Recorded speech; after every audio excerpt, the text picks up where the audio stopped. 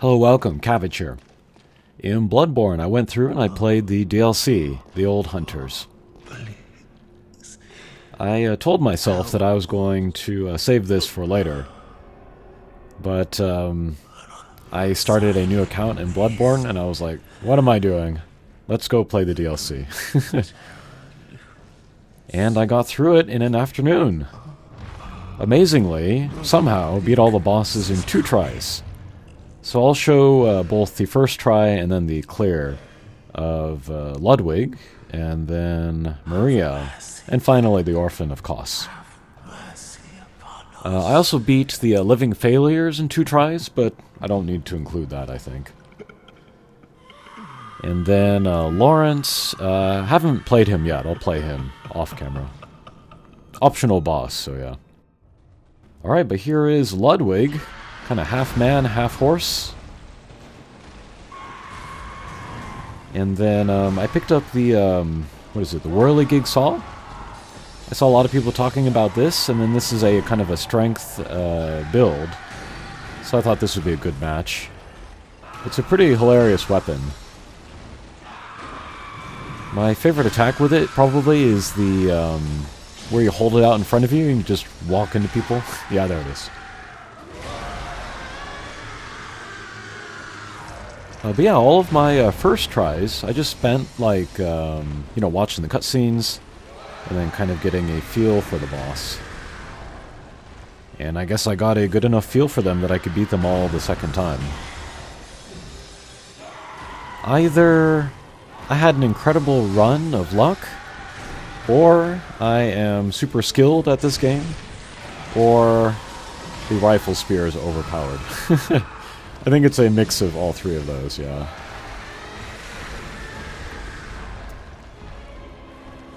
But yeah, playing so much of like Dark Souls Remastered last year, and then playing Bloodborne this year, I feel like I've gotten even better. You know, I've gone through Dark Souls 3, I've beaten everything in there, but I feel like I could do even better job if I went back in again, and I would like to. Okay, so that was a loss against Ludwig.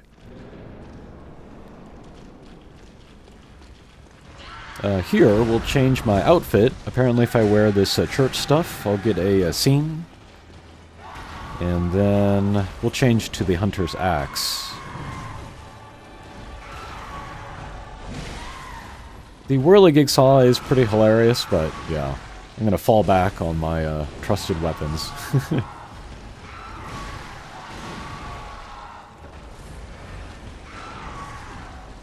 I went and I looked at my playtime for this account, and it was 107 hours, and I was like, what? Sure didn't feel like I played that long. If you told me like maybe 60, I would have believed you, but yeah, over 100, no way. But maybe I spent a lot of time in the Chalice dungeons, I don't know.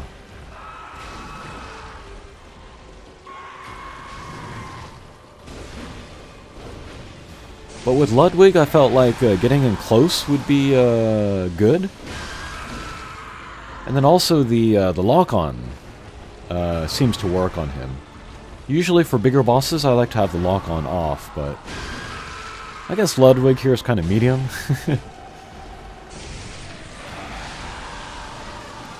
Oh yeah, and the music. Like, I still don't really know most of the music playing during battle because I'm just concentrating so hard on playing. But I think I would definitely like to pick up a soundtrack and just listen to that isolated. I really wasn't familiar with the soundtrack of 3 until I got the CD and listened to that. It is a different experience playing the game and then listening to it isolated.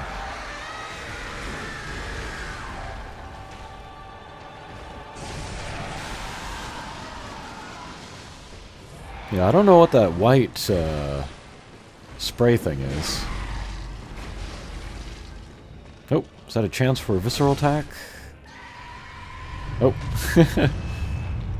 Okay, that'll take us to the cutscene. But yeah, Ludwig, we've been kind of hearing about him all game, and then to finally see him, and he's like this. That's pretty crazy. You were at my side all along.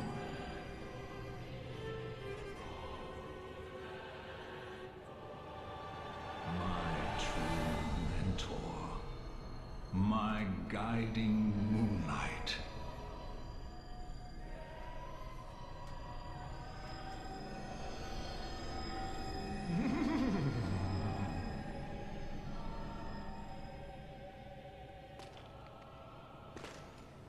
If I can be perfectly honest, the DLC of Bloodborne was a little disappointing. Part of that was because it was just so hyped up. I've seen a bunch of people say that it's the best DLC of any Souls game. And like, the bosses were super hard. I didn't find that to be true. And then like the first area, the Hunter's Nightmare, it's just like previous areas but like kind of jumbled up. I was like, yeah, okay. The research facility, that was pretty cool. But it also reminds me of like the Grand Archives, other kinds of like indoor maps.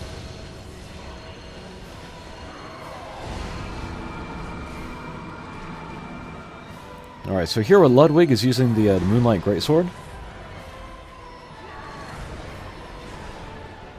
And then he's suddenly acting much more human.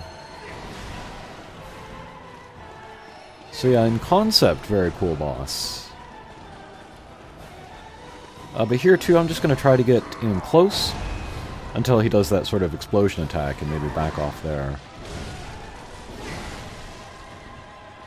Yeah, but I felt like Phase 1 was much more frantic and maybe difficult to dodge. And charge double attack and take him down. Alright.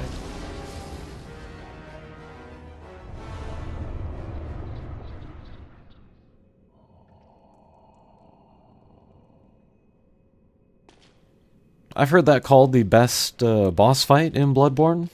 It was cool. It was cool. And here we have his head. Good hunter of the church, have you seen the light? Are my church hunters the honorable Spartans? I hoped they would be. Ah, good. That We can say yes or no. Yes is a lie. As we've seen, the entire world has gone to hell in a handbasket. Now I may sleep in peace. Even in this darkest of nights, I see the moonlight.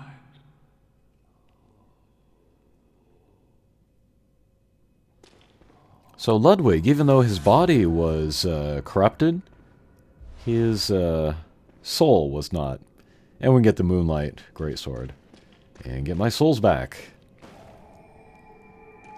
Alright, so that was Ludwig. Next, let's look at Maria.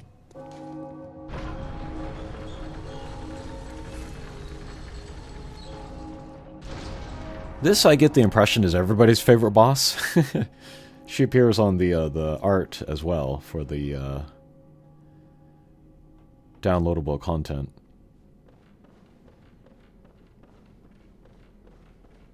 Alright, here we'll use the rifle spear, my favorite weapon.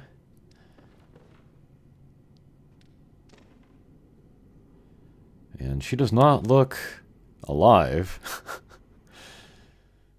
Yeah, investigate corpse, it says.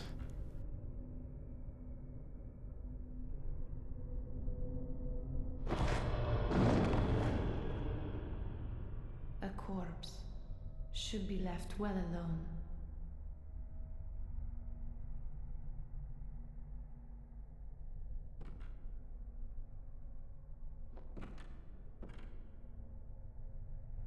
Oh, I know very well how the secrets beckon so sweetly. Only an honest death will cure you now. Liberate you from your wild curiosity. Same voice actress as the doll, apparently. Alright, we'll use the crazy range on that charge R2. And I'm very willing to trade a hit if I can get in the hit for the charge attack.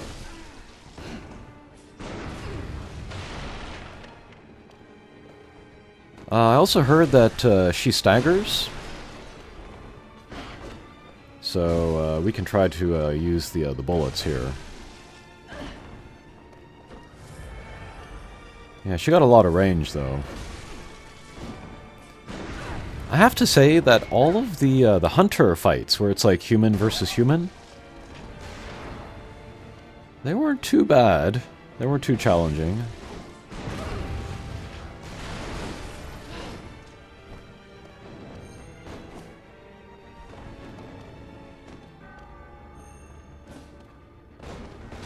Oops, didn't quite make the distance there.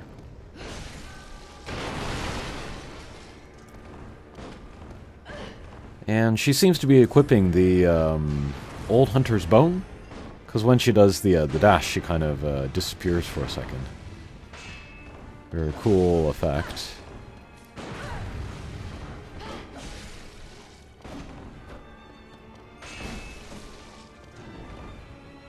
Oops. Yeah, like there I would have loved to have traded, but just completely missed her. Yeah, I remember I was so happy when I upgraded everything on my character so much that I could get the damage from the charge R2 over 1,000.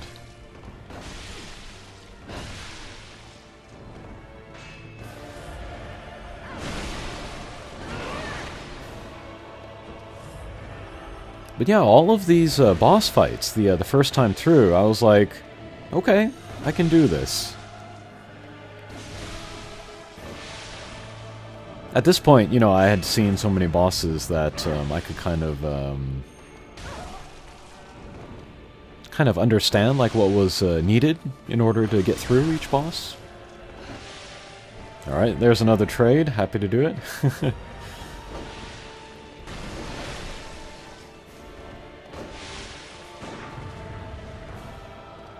Yeah, but I was surprised by this boss about how much range her attacks have.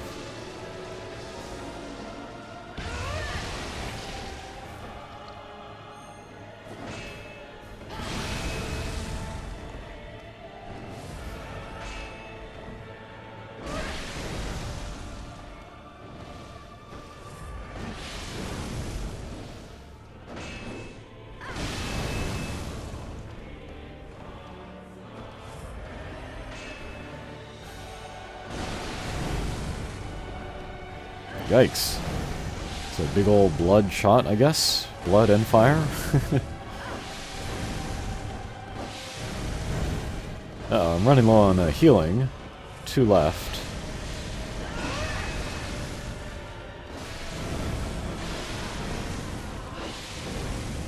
Alright, she got me.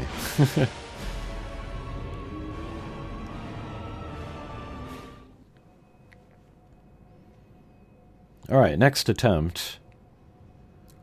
I'm gonna change my outfit. This is from the DLC.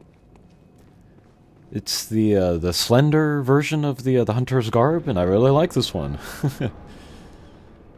Yeah, no cape, which I like. And then kind of like a knee brace for some reason. That's weird looking, but cool.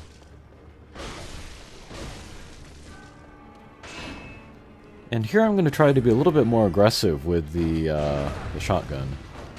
Or the rifle, rather. Try to go for a visceral attack. Again, not really my playstyle, but I'll give it a try.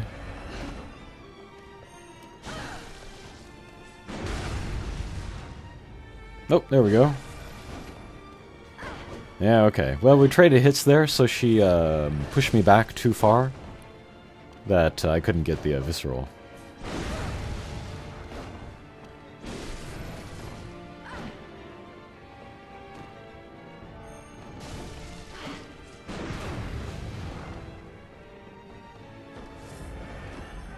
Alright, so somehow I did hit her, even though she was invisible. Yeah, if I remember the, what is it, the Old Hunter's Bone? It doesn't give you additional invincibility frames. So maybe that's why I was able to hit her. Yeah, and that big jumping attack, haven't figured out how to, the timing to dodge that. Oh. Alright. One visceral attack. I'm happy with that. If I can get more, that would be great, but...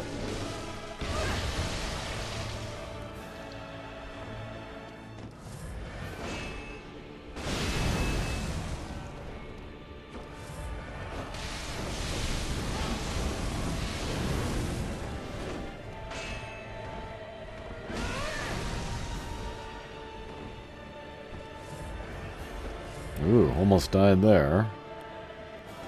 But we're doing much better with healing this time around.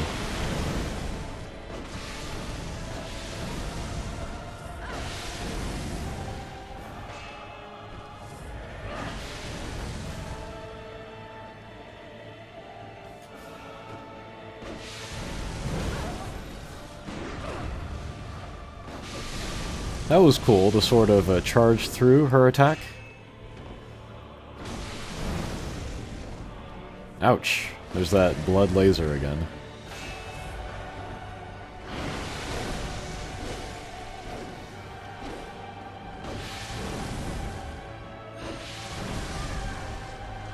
And there too, through the attack. Alright, rifle spear is overpowered.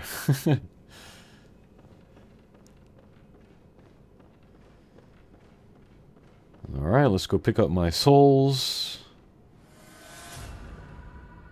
And then we move on to the fishing hamlet. And this was a cool area. This is my favorite of the DLC, I think.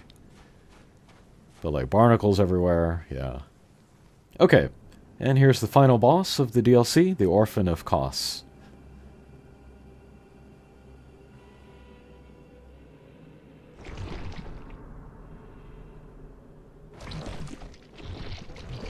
I saw this like kind of slithery looking white shape off in the distance, and I was like, oh, is that something? Turns out, yes, it was something.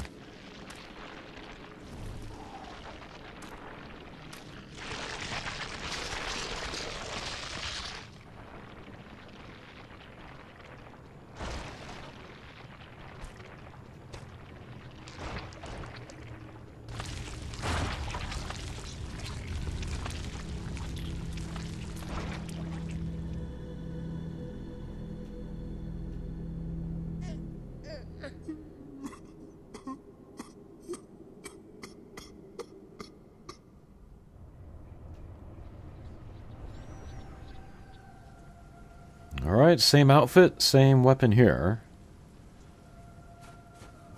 And crazy battlefield.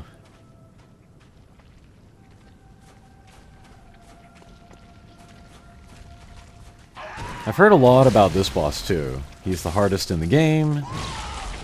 He's super fast. He's super frantic. So yeah, I was really looking forward to this. But this one too, beat it second try. Makes me wonder why I spent probably over 100 times on the blood-starved beast in the Chalice dungeon. But actually, now that I've seen, or fought all the bosses, maybe I can do a tier list.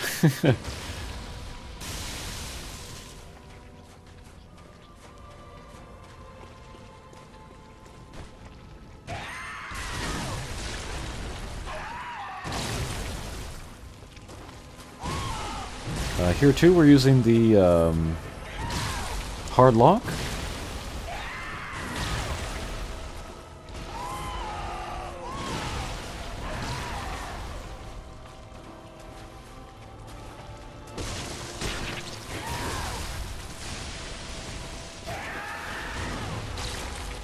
Got some melee attacks, got some AoE with the swing around. or also the kind of the planting the grenade sort of thing.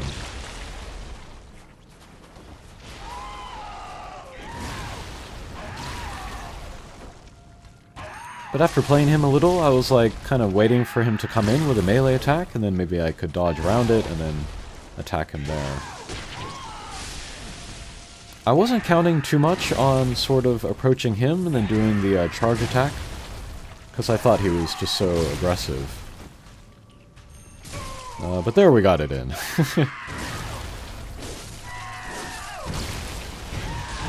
Yeah, and I don't really use the R1, the regular attack with the rifle spear very much, but here I saw a chance to use it. Alright, here we are with phase 2. Kind of growing some wings there.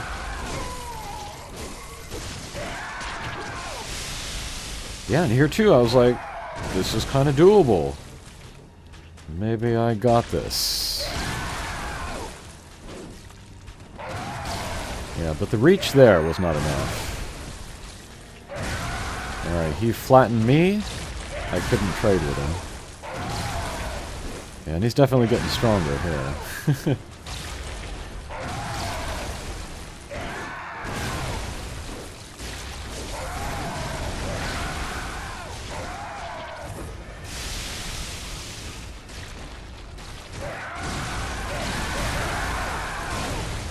That's a crazy combo.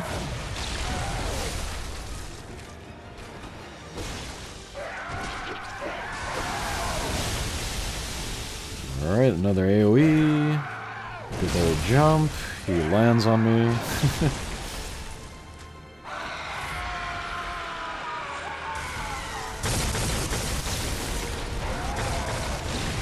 Alright, there he called down an AoE lightning. Somehow it didn't hit me though, even though I was right next to him.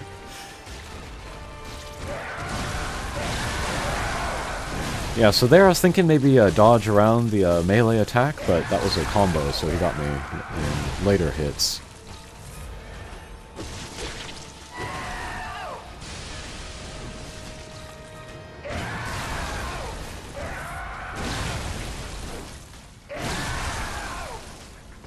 Yeah, but I'm missing lots of hits on him just because I'm so far away from him.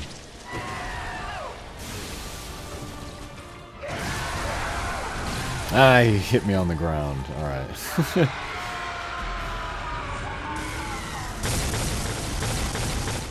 Okay, let's have a look at my clear.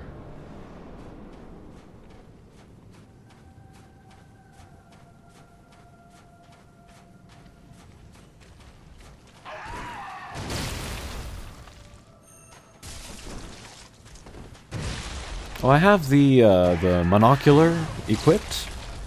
Because I picked up the Simon's Bowblade earlier, and I was testing it out, you know, aiming at stuff and shooting arrows.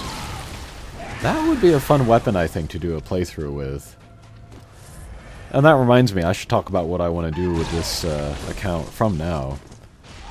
But yeah, I just have to beat the last boss, Gehrman, and then that will automatically take me to New Game Plus. And I'm wondering if I want to go ahead with that.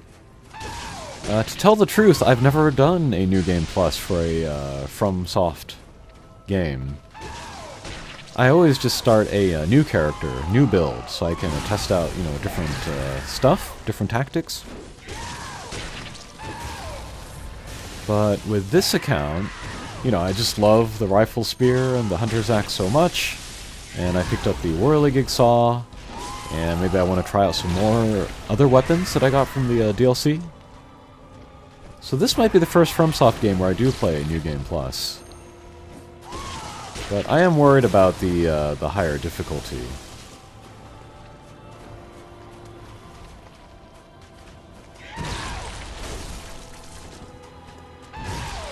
But also, finishing this means that I am totally free to start up Elden Ring. I think that would be super cool. And I had a wacky idea today. What if I did Elden Ring with an Argo from Near Reincarnation cosplay? Because like Elden Ring, like there are so many builds you can do. I don't know very much about it, but apparently there's just a ton of weapons and like techs and things, all different kinds of ways to build your guy. And I thought that that was kind of overwhelming, you know, to have that much choice. Would I want to just, you know, use whatever I come across randomly? Or would I want to sort of limit myself somehow to sort of focus my character? And then I hit on the idea of Argo. So in the character creation, I want to get the mustache and beard. And hopefully there's some kind of like top knot or something. And then limit myself to only spear weapons. That might be fun. And then look at other skills or tech, which maybe match up with like Argo's character skills.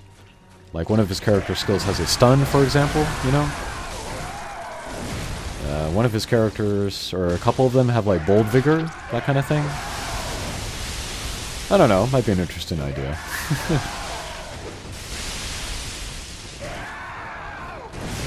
I've seen people play Elden Ring like in the style of Bloodborne, only using kind of similar looking costumes or weapons or abilities, that kind of thing.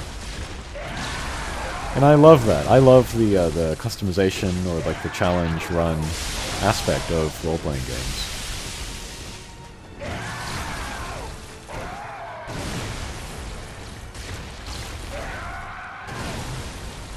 And I think that's going to be a big reason why I never play Sekiro. At least not in the near future, because I don't consider it an RPG. On the same level as these other Soulsborne games. It's probably got the best combat, but yeah, the customization aspect matters more to me.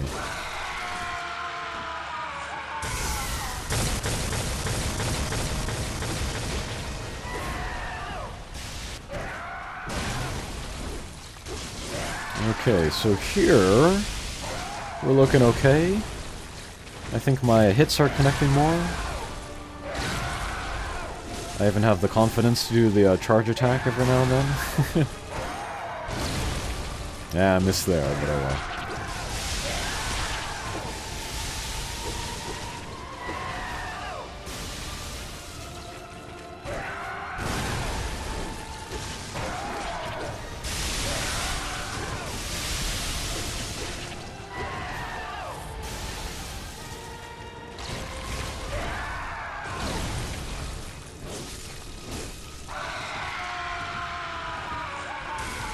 Now, all of these bosses I did beat pretty quickly, but I did enjoy playing them. I thought they were challenging, but fair. Well-designed, fun, lots of personality. I almost regret beating them so quickly.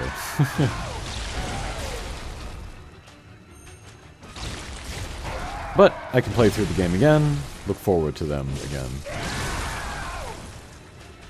Alright, boss is gonna have like 1 hit point left. I can probably just shoot him and get him down.